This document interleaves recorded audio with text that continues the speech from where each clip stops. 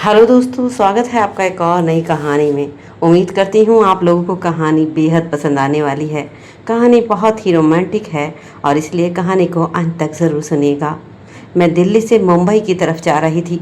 सुबह जल्दी ही मैंने अपनी बस पकड़ ली थी। वहाँ जाने में मुझे कम से कम 10 से 12 घंटे लगने थे। मैंने बस से जाना चुना क्योंकि मुझे ट्रेन का सफ़र अच्छा नहीं लगता। जब मैं बस में बैठी तो बस बिल्कुल खाली थी, बिल्कुल भी भीड़ नहीं थी। मुझे खिड़की के पास की सीट मिली और मैं आराम से बैठ गई। लेकिन मेरे मन में एक बड़ी चिंता थी। मैं मुंबई इसलिए जा रही थी क्योंकि 2 साल से मेरे पति के ट्रांसफ़र होने के बाद से वे मुंबई में रहने लगे थे। जब वो पहली बार सामान लेकर मुंबई गया तब मैंने उसे साथ जाने के लिए कहा, लेकिन उसने मुझे समझाया कि नेहा चिंता मत करो, कुछ ही महीनों में मैं वहाँ सेटल हो जाऊँगा, फिर तुम्हें ले जाऊँगा। लेकिन वह मुझे कभी नहीं ले गया। मैंने उससे कई बार कहा था कि मेरा यहाँ मन नहीं लगता, मुझे भी साथ ले चलो, हम पति पत्नी हैं, अलग रहना सही नहीं। लेकिन वह मेरी बात सुनने को तैयार नहीं था। जब से वह मुंबई गया था उसके व्यवहार में बदलाव हो चुका था। शुरू में वह मुझे हफ्ते में एक बार फ़ोन करता था, फिर महीने में एक बार, और अब तो 6 महीनों में फ़ोन करने लगा था। और एक दिन अचानक से मुझे एक बहुत ही चौंकाने वाली खबर मिली। इसे सुनकर मेरे पैरों तले ज़मीन निकल गई। मेरे रिश्तेदार ने बताया कि तुम्हारे पति ने दूसरी शादी कर ली है और वह उसके साथ रह रहा है। यह सुनकर मुझे बहुत बुरा लगा और गुस्सा भी आया। इसलिए मैंने सच जानने के लिए पति के पास जाने का फैसला किया। मुंबई पहुंचने से पहले ही मैंने कुछ इंक्वायरी की थी और जिसमें जो सच मेरे रिश्तेदार ने बताया था वो सब सच साबित हुआ। मेरा पति वास्तव में किसी दूसरी महिला के साथ रह रहा था और उनका एक बच्चा भी हो गया था। यह सब मैंने दूर से ही देखा। उससे मिलने या बात करने की मेरी इच्छा नहीं हुई क्योंकि मुझे लगा कि उससे मिलकर कुछ नहीं होगा। मैं बहुत निराश हो गई थी। पिछले कुछ वर्षों से मैंने उसके ऊपर कितना भरोसा किया और उसकी यादों में अपना जीवन बिताया था। एक दिन वह मुझे अपने साथ ले जाएगा, इस उम्मीद में मैंने कितने साल बिताए थे। लेकिन उसने जो मुझे धोखा दिया उसे देखकर मेरे दिल पर बड़ा आघात हुआ। मैं अपनी सीट पर अकेली बैठी हुई थी। मेरी सीट के 2 लोगों के लिए थी, लेकिन बस में काफ़ी जगह होने के कारण कुछ समय के लिए मेरी सीट खाली रही। और फिर जब अगले स्टेशन पर बस रुकी तो बस में कुछ यात्री चढ़े जिनमें एक लड़का भी था। मेरी बगल वाली सीट खाली थी, इसलिए मैं वहीं पर बैठ गया।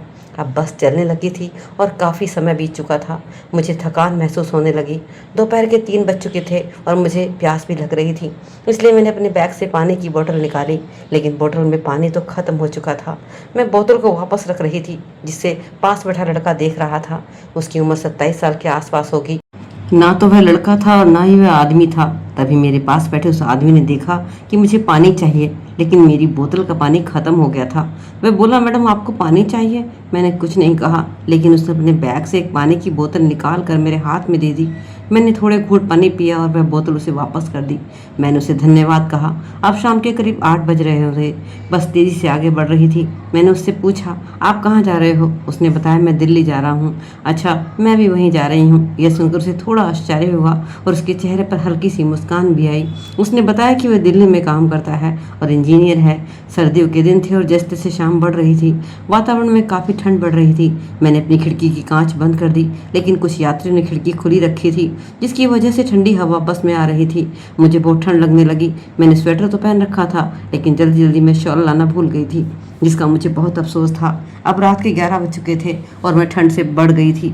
बस के अंदर की लाइट भी बंद हो गई थी। मैं ठंड से कांप रही थी। उस लड़के ने अपने बैग से एक चादर निकाली और मुझे दे दी। कहने लगा, इसे पहन लो, तुम ठंड से कांप रही हो। शायद मुझे देखकर उसे समझ आ गया होगा कि मुझे ठंड लग रही है, लेकिन उसने कुछ नहीं कहा। मैं खुद पर ही नाराज़ हो रही थी कि इतने लंबे सफ़र पर जा रही हूँ और शॉल लेना भूल गई। रात लगभग 11 बजे बस एक ढाबे पर रुकी। मैंने तय किया कि गरम गरम चाय पीकर थोड़ी गर्मी प्राप्त करूंगी। चाय लेते वक्त वह आदमी भी नीचे उतरा। उसने मेरी ओर देखा और मैंने उसके पास जाकर मुस्कुराते हुए पूछा, आप भी चाय लीजिए? उसने कहा, ठीक है। तो मैं उसके लिए भी चाय मंगवाई। हम दोनों ने साथ में चाय पी और थोड़ी बातचीत भी हुई। चाय पीने के बाद फिर से मैं बस में बैठ गए। गाड़ी चलने लगी, लेकिन अब रात के 1 बज चुका था और ठंड और बढ़ गई थी। मुझे फिर से पहले की तरह ठंड लगने लगी। अब ठंड थी तो उसे भी ठंड लग रही होगी। मैंने उसे कहा भी कि तुमने अपनी चादर मुझे दे दी है, अब तुम क्या पहनोगे? वो हंसते हुए बोला, कोई बात नहीं, मैं एडजस्ट कर लूँगा। फिर मैंने कहा, नहीं, आप खुद को परेशान मत कीजिए।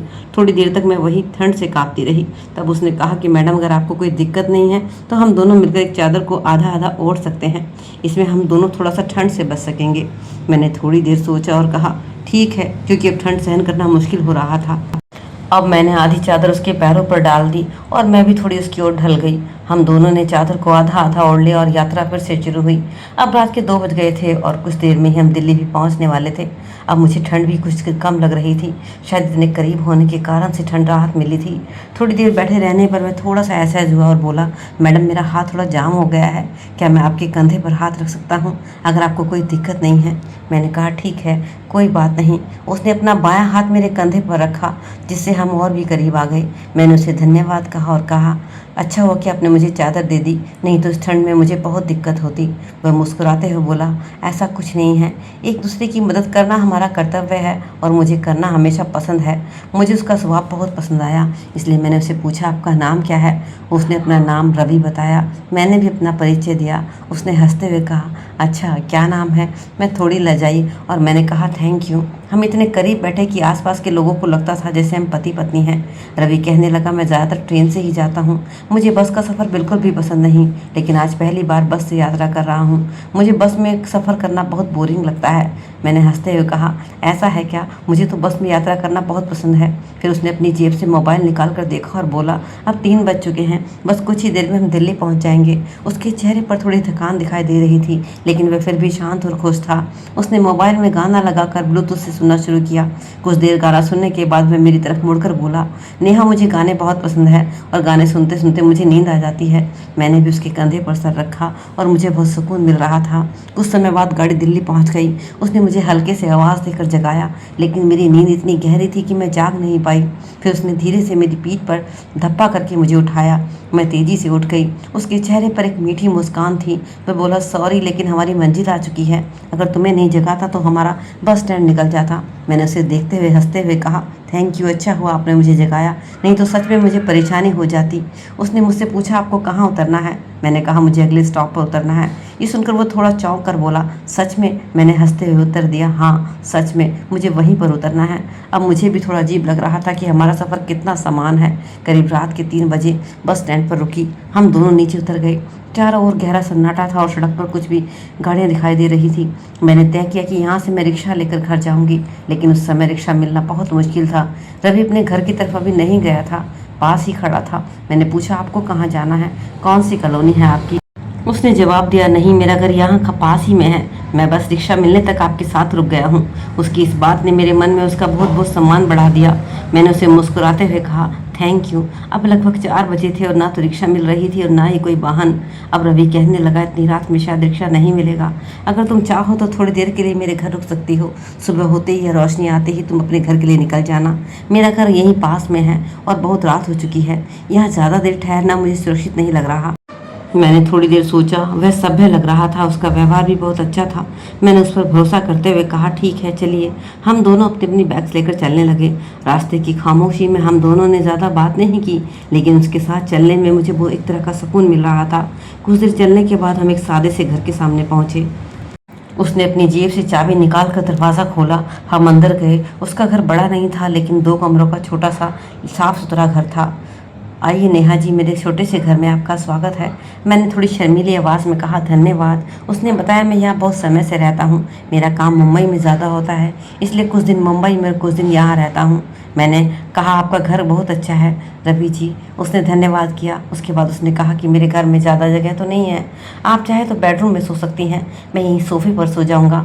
मैंने तुरंत कहा, नहीं नहीं, आप बेड पर सोए और मैं सोफ़े पर सो जाऊँगी। वह दृढ़ता से बोला, ऐसा नहीं होगा, आप मेरे घर की मेहमान हैं। मैंने हार मानकर कहा, अगर तुम्हें बेड पर सोने नहीं दूंगी तो मुझे अच्छा नहीं लगेगा, लेकिन उसने ज़िद की तो मैं मान गई और हम दोनों अपनी अपनी जगह पर सो गए। सफ़र की थकान की वजह से मुझे जल्दी ही नींद आ गई। उस रात की बातें, उसके सभ्य स्वभाव ने मेरे मन पर एक अलग ही सकारात्मक असर डाला था। जब मेरी आँख खुली तो मैंने चारों ओर देखा। सामने दीवार पर एक घड़ी लटकी हुई थी और सुबह के 8 बज रहे थे। रवि मुझसे पहले उठ चुका था और अपने घर की साफ़ सफाई कर रहा था। घर में थोड़ी बहुत गंदगी थी और वह उसे साफ कर रहे थे। उन्होंने मेरी ओर देखते हुए पूछा, गुड मॉर्निंग, और बाथरूम की तरफ इशारा किया। मैं बाथरूम में गई। मैं वॉशरूम गई तो वहाँ फ्रेश होकर नहा धोकर वापस आ गई। बाहर आई तो मैंने अनजाने में रवि जी की तरफ देखा और कुछ क्षण के लिए उस नज़ारे में खो गई। उन्होंने शर्ट उतार रखी थी और वे बिल्कुल बनियान में थे। उनका शरीर बहुत आकर्षक था, शायद वे जिम करते थे। मैं उनकी मोहक काया देखकर कुछ क्षण के लिए उनके लिए देखती रह गई। उन्होंने मेरी नज़र पकड़ ली। इतने में रवि ने कहकर चौंका दिया कि तुम चाय पियोगे या कॉफ़ी। मैंने कहा मैं चाय लूँगी। उन्होंने तुरंत एक मस्त चाय बनाई और सच में वह चाय बहुत अच्छी बनी थी। मैंने कहा चाय बहुत अच्छी है। फिर मैंने कहा मुझे जाना होगा, कल रात आप मुझे अपने घर रहने की जगह देने के लिए बहुत बहुत धन्यवाद। अरे ये तो मेरा फ़र्ज़ था, किसी की मदद करना सबसे बड़ा पुण्य है। मुझे खुशी हुई कि तुम यहाँ रुकी। मैंने उन्हें फिर से धन्यवाद किया। जब मैं जाने की तैयारी कर रही थी तो मैंने कहा अगर किस्मत में है तो हम फिर ज़रूर मिलेंगे। उन्होंने हंसकर कहा हाँ बिल्कुल। मैं पूछने लगी क्या मुझे आपका नंबर मिल सकता है? उन्होंने कहा बिल्कुल लो। उन्होंने अपना नंबर दिया और मैंने तुरंत उनके फ़ोन पर एक मिस कॉल छोड़ी। घर से बाहर निकल गई। अब मैं अपने घर पहुंच चुकी थी, लेकिन बार बार मुझे रवि की यादें आ रही थी। उसका व्यवहार याद आ रहा था, उनके व्यवहार में जो सम्मान था, उनकी साधारण बातचीत की आदत और जो मदद उन्होंने मेरी की, वो मेरे मन पर गहरा प्रभाव डाल रही थी। मैंने कभी अपने पति को छोड़कर किसी दूसरे पुरुष के लिए ऐसी भावनाएं अनुभव नहीं की थी, लेकिन रवि जी के स्वभाव में मुझे एक अलग ही आकर्षण महसूस हो रहा था। अब मुझे अपने घर आए 2 दिन हो चुके थे। मुझे रवि की याद आ रही थी, इसलिए मैंने रवि को कॉल लगा दिया। उन्होंने कहा कहाँ हो? मैं आज घर पर ही हूँ, आराम कर रहा हूँ। क्या हुआ? मैंने कहा कुछ नहीं, आपकी याद आई तो फ़ोन किया। उन्होंने हंसकर कहा ठीक है फिर मिलते हैं कहीं। मैंने उन्हें अपने घर के आसपास के गार्डन में मिलने का तय किया। मैं समय से थोड़ी पहले ही गार्डन पहुंच गई। थोड़ी देर बाद रवि जी भी आ गए। उन्हें देखकर मेरा दिल थोड़ा धड़कने लगा, क्योंकि उन्होंने जीन्स और शर्ट पहन रखी थी और बहुत हैंडसम लग रहे थे। उन्होंने मुस्कुराकर पूछा कैसी हो? ये एक नई स्टाइल है। मैंने हंसकर कहा आप बहुत ही हैंडसम लग रहे हैं। फिर हम गार्डन में कुछ समय बातें करते रहे। उसके बाद में मुझसे कुछ पर्सनल बातें करने लगा।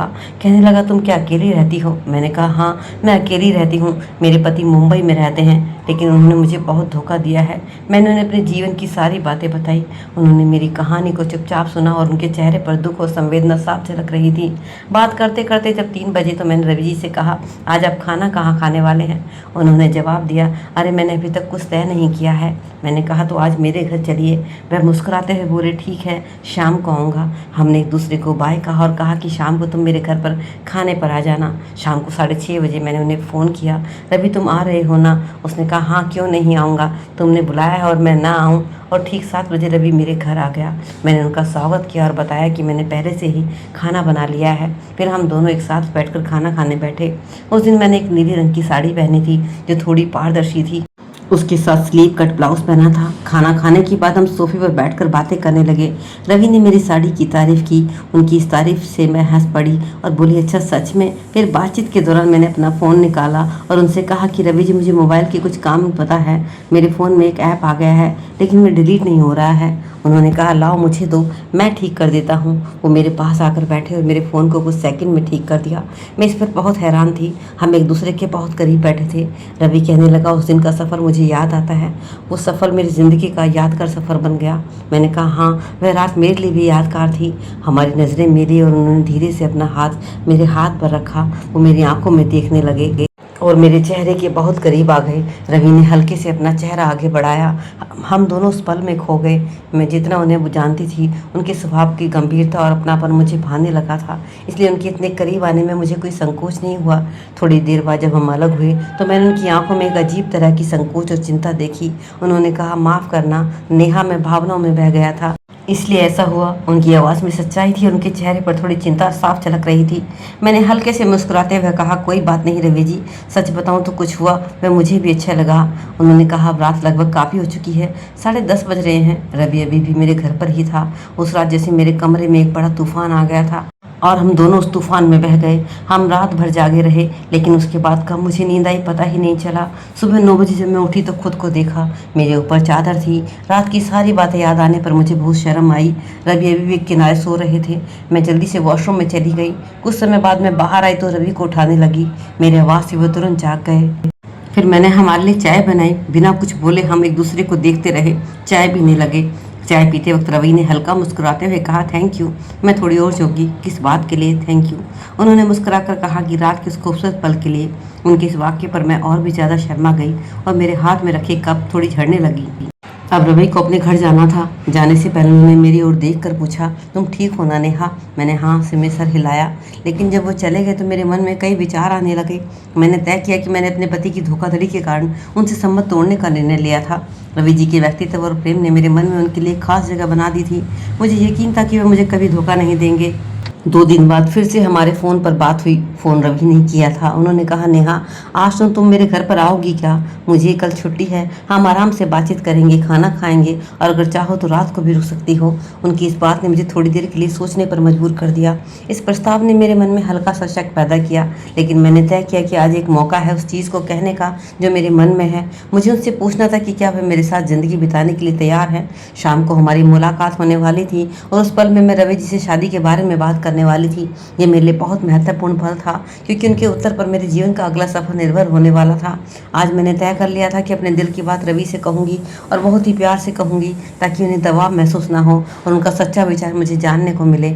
उसके बाद मैं रवि से मिलने उसके घर पर चली गई। हमने काफ़ी देर बातें की, चाय पी, खाना खाया और रात को हम दोनों साथ में बैठकर बातें कर रहे थे। आज मैंने अपने दिल की सारी बात रवि से कह दी। रवि कुंवारे थे, उनकी शादी नहीं हुई थी। मैंने भी अपनी कहानी सुना दी। वो मेरी भावनाओं को समझने लगे और मेरे प्रस्ताव को बहुत ही सम्मान से उन्होंने स्वीकार किया। मैंने अपने पति को तलाक देने का फैसला कर लिया था, क्योंकि उनके साथ रहने का कोई फ़ायदा नहीं था। उन्होंने भी दुनिया अलग बसा ली थी और मैं भी अपनी दुनिया अलग बसाना चाहती थी, घुटकर मरना नहीं चाहती थी। दोस्तों, ये थी मेरी छोटी सी कहानी। आपकी राय में क्या मैंने सही किया? अगर एक इंसान तुम्हारी ज़िंदगी से जाना चाहता है, तुम्हारे साथ नहीं रहना चाहता है, तो तुम उसे छोड़ दो और अपनी दुनिया अलग बसा लो। मेरा मानना तो यही है और ये सही भी है। अगर कोई इंसान तुम्हें प्यार नहीं करता तो उसी जगह पर कोई इंसान तुम्हें ऐसा मिल जाए जो तुम्हें समझता है, तुम्हारा सम्मान करता है, तो तुम्हारा झुकाव उसकी तरफ लाजमी है और तुम कहीं ना कहीं सही हो और तुम किसी को धोखा नहीं दे रहे हो। फिर भी आपकी राय मेरे लिए बहुत ज़रूरी है। आप मेरे कमेंट में जाइए और बताइए कि मेरी कहानी से हर इंसान को एक सही दिशा मिल सके। तो आपकी कहानी थोड़ी सी पसंद आई हो तो प्लीज़ चैनल को, इस वीडियो को लाइक कर दीजिए।